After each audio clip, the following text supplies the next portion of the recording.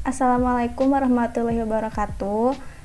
Perkenalkan, nama saya Sri Deti Handi Hastuti, NPM 2006051. Di sini saya akan membahas mengenai perkembangan multimedia dari generasi ke generasi beserta karir di bidang multimedia. Sebelum masuk ke pembahasan inti, alangkah baiknya kita mengenal dahulu apa itu multimedia. Multimedia berasal dari dua kata, yaitu multi yang artinya banyak dan media yang artinya perantara untuk menyampaikan informasi. Menurut McCormick, pada tahun 1996, multimedia merupakan kombinasi dari tiga elemen, yaitu suara, gambar, dan teks. Sejarah singkat multimedia berawal pada kegiatan teater yang menggunakan lebih dari satu medium. Kemudian pada abad ke-15, Gutenberg dan Caxton memperkenalkan media cetak yang terlihat dari penggunaan daun dan tanah liat sebagai medium.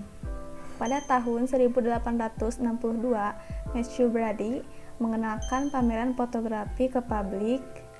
Tahun 1983 sampai tahun 1986, Knight Ridder mengenalkan sebuah digitalisasi dengan kemunculan Videotron.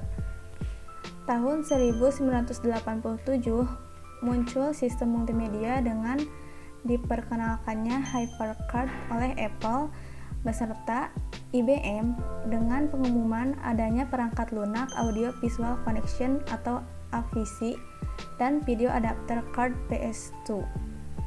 Tahun 1994, koran Inggris The Daily Telegraph mengikuti tren teknologi dengan meluncurkan Electronic Telegraph, yaitu koran berbasis daring pertama di Eropa. Tahun 1995, Indonesia mengembangkan koran daring bernama Republika dan Kompas. Selanjutnya, kita akan membahas perkembangan generasi multimedia dalam berbagai bidang. Di antaranya, pada masa belum maraknya penggunaan komputer, tenaga pengajar melakukan kegiatan belajar mengajar secara konvensional, yaitu dengan tulisan dan lisan. Pada masa sekarang, dengan adanya multimedia, tenaga pengajar dapat memberikan bahan pengajaran yang lebih interaktif, misalnya dalam bentuk animasi atau game. Sebelum tahun 2000-an, bisnis online sama sekali tidak dikenal. Namun sekarang banyak sekali orang yang mempunyai bisnis online.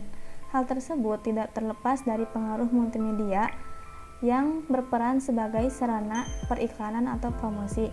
Selain itu, produk atau jasa yang dikemas bersifat informatif, interaktif, dan menarik, baik dari segi packaging produk, logo, dan branding.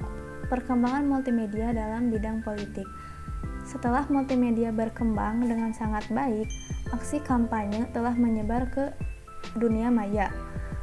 Sebagai contoh, aksi kampanye dapat dilakukan melalui sosial media dengan membuat konten yang dapat menarik perhatian publik. Selanjutnya, kita akan membahas mengenai karir di bidang multimedia. Multimedia memiliki potensi yang sangat besar dalam berkarir, karena hampir semua aspek kehidupan pada masa ini tidak terlepas dari teknologi berbasis multimedia. Berikut merupakan beberapa karir di bidang multimedia.